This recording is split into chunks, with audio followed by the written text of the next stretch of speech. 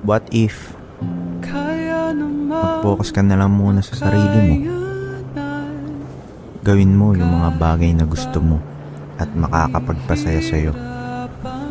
Tapos, huwag mo na lang isipin yung mga sasabihin ng ibang tao. Basta alam mo na tama at masaya ka sa ginagawa mo. Sabi nga nila, you really have to love yourself to get anything done in this world. At kasabay nun, dapat hindi ka natatakot magkamali at itama yung mga pagkakamaling nagawa mo. Kasi dyan din naman tayo natututo sa mga pagkakamaling nagagawa natin. Pero hindi ibig sabihin nun na habang buhay na lang tayong magkakamali. At tandaan mo na hindi tayo napag-iiwanan. Sadyang magkaiba lang tayo ng tinatahak na daanan.